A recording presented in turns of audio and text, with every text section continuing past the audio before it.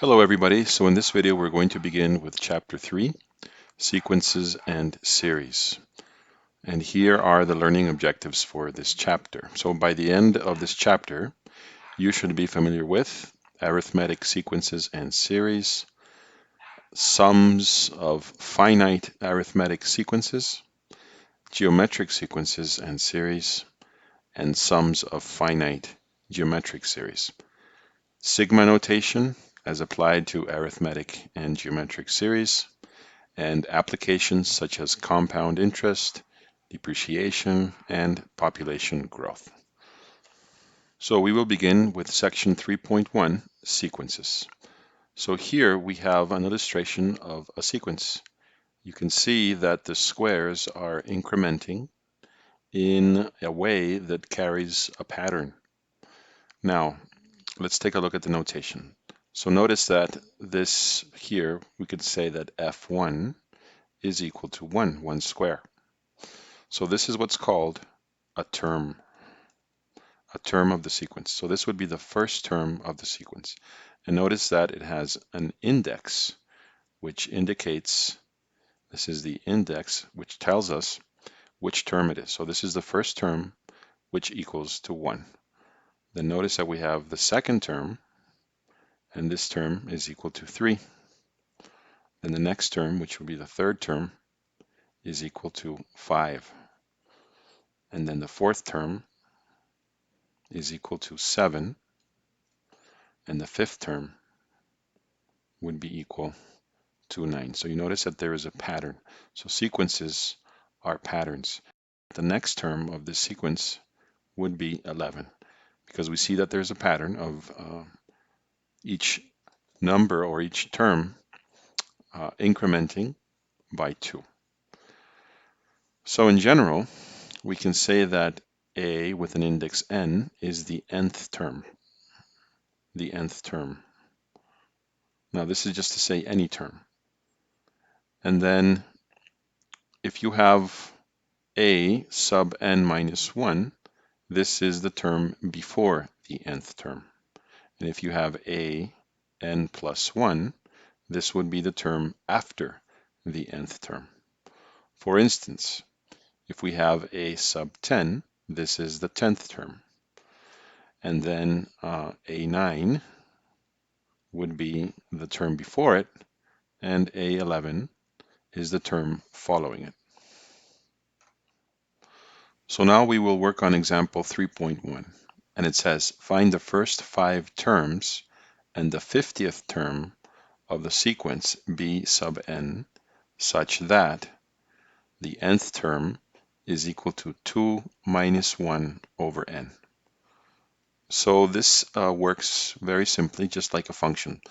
The first term would simply be equal to 2 minus 1 over 1. So notice that we just substitute n with the index, and this is going to be 1. The second term is going to be 2 minus 1/2,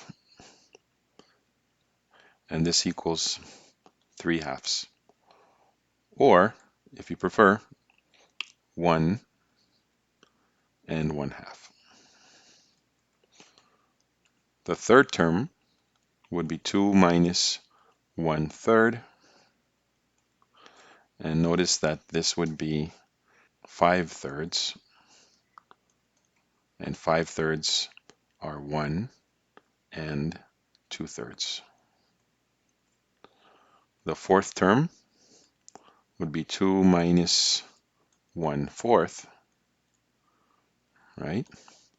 And this is the same as 7/4, or if you prefer, 1 and 3/4. The fifth term, 2 minus 1/5, which is 9/5, or 1 and 4/5. So what would be the 50th term? Well, all we have to do is substitute n with 50. So this would be 2 minus 1 over 50. And this is equal to 99 over 50. or 1 and 49/50ths. So next we will work on example 3.2, and it says find the first 5 terms and the 20th term of the sequence f sub n given at the opening of this section. So let's recall what that sequence looked like, and here it is. We had already found the first 5 terms. Recall that we said that the first term is equal to 1, and then we just added 2 more squares to each figure. So then we would get that f of 2 is 3, that f of 3 is 5, f of 4 is 7, and f of 5 is 9. So we could manually get to the 20th term, but as an illustration, we're going to find a way to do this quicker. Now we can treat this from our knowledge of functions as a linear function. Notice that we can think of this as coordinates 1. The first term gives you 1. The second term gives you 3, and so forth. But we only need 2 points. Recall that we can find a linear function by using the point slope formula. Remember that we said y minus y1 is equal to m, the slope, times x minus x1.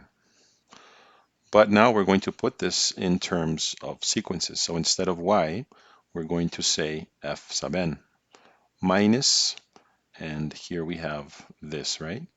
The 1 minus the 1, that's the point we're going to use, is equal to the common difference, which is like a slope, common difference, times, and instead of x, we're going to use n, because everything is in terms of n minus x1. So let's say that this is x1, n minus 1. So we still need the common difference or the slope. Now the common difference is just the difference that we have between each term. Notice that it's always a difference of 2. So that means that this d here is a 2. If we were to find it as a slope, notice that a slope here would be equal to y1 minus y2, or y2 minus y1. We would say 3 minus 1, and this over the difference in x, 2 minus 1. And notice that this is 2 over 1, which is 2. And we can do that with any point, and we're always going to get 2. That's because it increments steadily by an amount of 2. So then we can rearrange this, and we get f sub n is equal to 2n minus 2 plus 1. And then we get to a general formula. F sub n is 2n minus 1. So notice that n is the sub-index. So if we do the first term, it should give us 1. So notice that if you plug in 1, 2 times 1 minus 1 is 1. For the second term, 2 times 2 is 4, minus 1 is 3. So it works. 2 times 3 is 6, minus 1 is 5.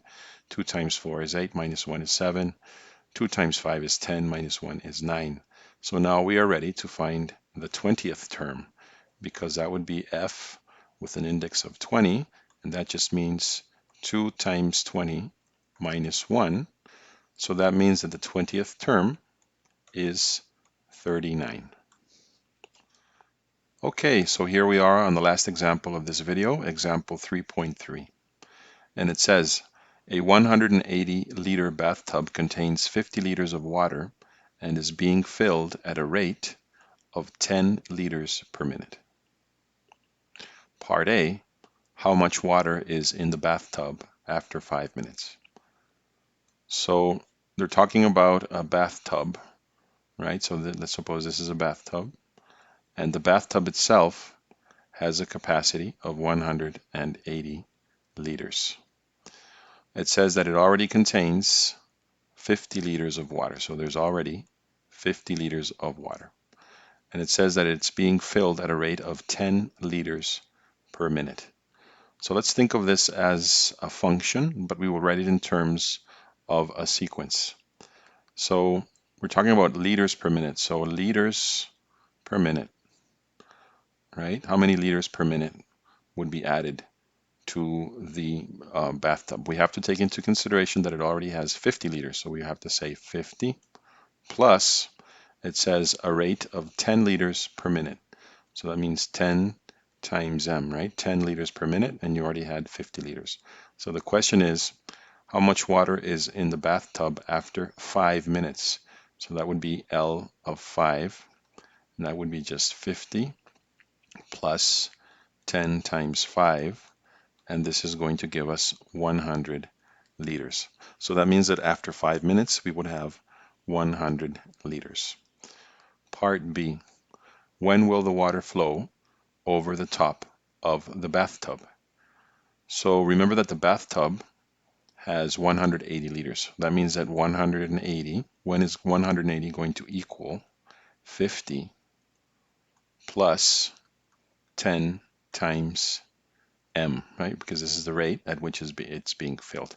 So we would solve this by going 180 minus 50 is equal to 10 times m. And then we would get here 130 is equal to 10 times m. Divide by 10, and we are going to get that m is equal to 13. So 13 minutes it would take for the bathtub to overflow. Let's do now part C. So for part C, it says, the drain is opened when the bathtub contains 50 liters of water. It is still being filled at a rate of 10 liters per minute. The water drains out at a rate of 15 liters per minute. How long will it take until the bathtub is empty? So let's think of it again in terms of a function. And for this case, we're going to need something different from what we had because the circumstances changed, right? So we have the bathtub, and now they opened the drain and the water is flowing out, right? The bathtub contained 50 liters of water, and it's losing water at a rate of 15 liters per minute.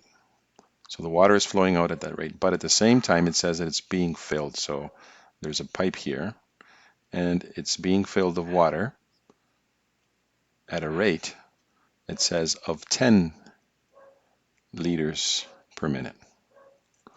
So that means that there's a difference of 5 liters per minute, right? It means that the water is flowing out at 5 liters per minute. So in other words, 5 times m has to equal 50. So that means that it's going to take exactly 10 minutes for the water to drain out and leave the tub empty.